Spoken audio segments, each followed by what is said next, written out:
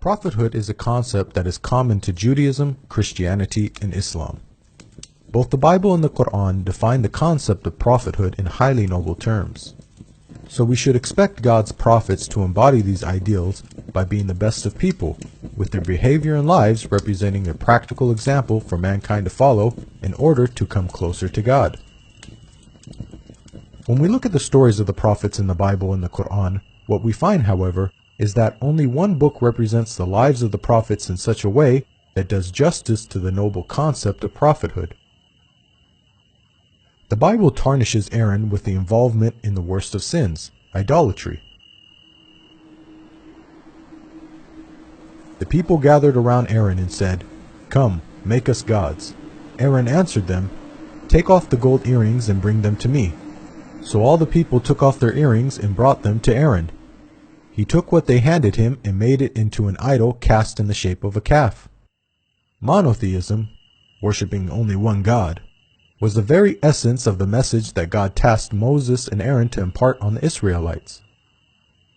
So from this point of view, a prophet of God failed in the most basic of duties. The Bible goes on to tell us that God punished the Israelites who worshipped the calf idol with a plague. And the Lord struck the people with a plague because of what they did with the calf Aaron had made. Aaron, however, was spared any such punishment, even though it is said that he was the individual that made the idol. Shouldn't prophets be more accountable than common people due to the greater knowledge that they possess and their higher positions of responsibility? By comparison, in the story that the Quran narrates, Aaron is free of the major sin of idolatry.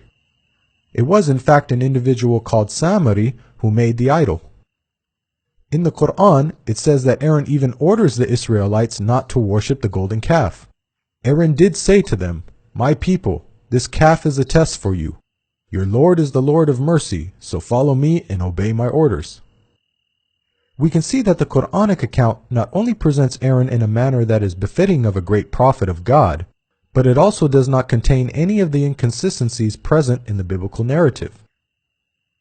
Prophet David and the accusation of adultery.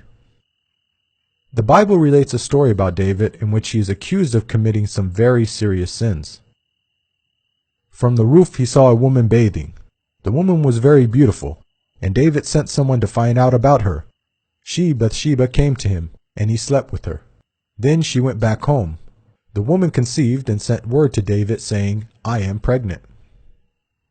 Bathsheba was married, and so when David found out she was pregnant with his child, instead of taking responsibility and publicly confessing his sins, he instead compounds his sins by having her husband killed.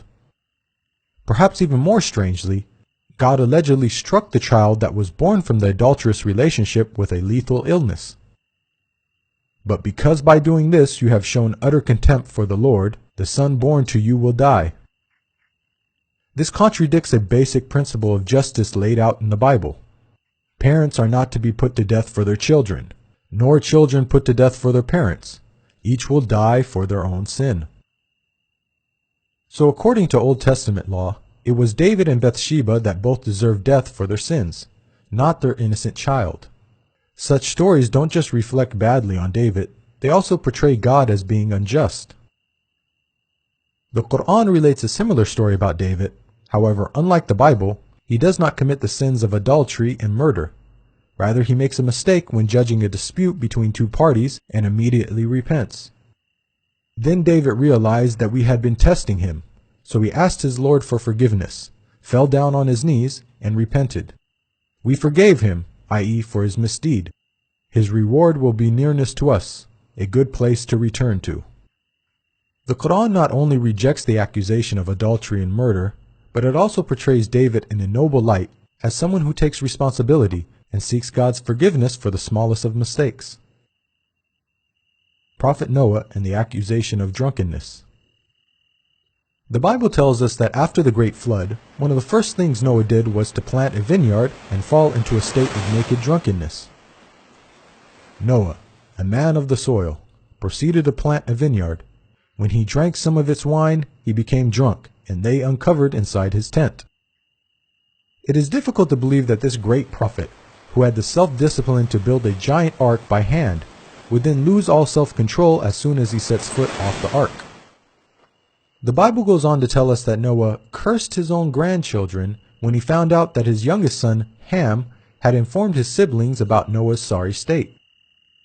When Noah awoke from his wine and found out what his youngest son, Ham, had done, he said, "Cursed be Canaan, the lowest of slaves he will be to his brothers." One can't help questioning Noah's conduct. Even if cursing was justified, wouldn't it make more sense for Noah to curse Ham rather than Ham's son Canaan, who was an innocent party?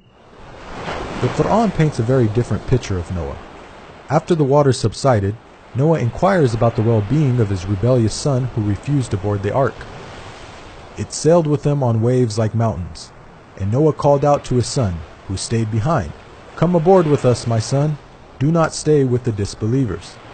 The waves cut them off from each other, and he was among the drowned. Noah called out to his Lord, saying, "My Lord, my son was one of my family, though your promise is true, and you are the most just of all judges." Again, notice the stark contrast with the biblical portrayal. Rather than getting into a naked, drunken state and cursing innocent family members, the Quran tells us that Noah, a great prophet and leader of men, but also a father, turned to God with sadness for his dead son. Job and his many alleged blasphemies. The story of Job in the Bible is one of a prophet being severely tested. The story begins with God highly praising Job for his righteousness. God says to Satan, "Have you considered my servant Job? There is no one on earth like him. He is blameless and upright, a man who fears God and shuns evil." Satan proceeds to challenge God, stating that the only reason Job is upright is because Job has a good life. Satan predicts that if God were to test Job properly, then Job would curse God. "But now stretch out your hand and strike his flesh and bones, and he will surely curse you to your face."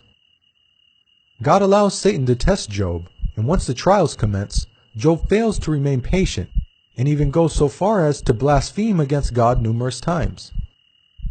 "Then know that God has wronged me and drawn his net around me. I am innocent, but God denies me justice. It profits a man nothing when he tries to please God." Now, the way the story unfolds is highly problematic. There is the issue of a prophet of God committing blasphemy, one of the worst sins imaginable. Also, the Bible is alluding to Satan knowing more than God in this instance by correctly predicting what would happen. Recall that God asserted that Job was a man who fears God and shuns evil. Satan challenged God by predicting that Job would blaspheme, and so Satan has proven God wrong. Can Satan, a limited and finite being, have more insight into Job than God, the creator and sustainer of the universe? The Quran resolves all these issues in just a few short verses. Job doesn't blaspheme against God. Rather, he blames Satan for his hardship. "Bring to mind our servant Job, who cried to his Lord, 'Satan has afflicted me with weariness and suffering.'" God compliments Job for his patience in the face of such trials. "We found him patient in adversity, an excellent servant. He too always turned to God." Job's righteous conduct in the Quran is exactly what we would expect of a prophet of God. Analysis of the stories of the prophets. Both the Bible and the Quran define the concept of prophethood in highly noble terms. After examining the stories of the prophets, we've seen that it's only the Quran that portrays the prophets in such a way that satisfies this ideal. By contrast, the Bible shows the prophets in an extremely negative light. It seems that no sin is too great for them to commit, yet the Bible states, "All scripture is inspired by God and is useful for teaching, rebuking, correcting, and training in righteousness." What morals can be derived from stories that are filled with prophets committing idolatry, murder, adultery, and blasphemy? Another issue with the Bible is that God states that his commandments are easy to follow. "Now what I'm commanding you today is not too difficult for you or beyond your reach." This message of encouragement was proclaimed to the whole of Israel, prophet and commoner alike. But how can the Israelites have been expected to keep the commandments when the prophets, those who were divinely handpicked and tasked with upholding and teaching the commandments, failed to keep even the most basic of God's laws. Does this not make a mockery of God? One of the names of the Quran is Al-Furqan, meaning the criterion between truth and falsehood. So the Quran not only confirms the scriptures that came before it, but it also corrects their distortions. We sent to you, Muhammad, the scripture with the truth, confirming the scriptures that came before it, and with final authority over them, so judge between them according to what God has sent down. The Quran defends God's righteous prophets against the slander and falsehood attributed to them in the Bible. It provides the best guidance for those who want good examples to follow in order to come closer to God and be successful in the hereafter. There is a lesson in the stories of such people for those who understand. This video is based on the book, Jesus, Man, Messenger, Messiah. To learn more about the prophets in Christianity and Islam, please download your free copy of the book at the link below.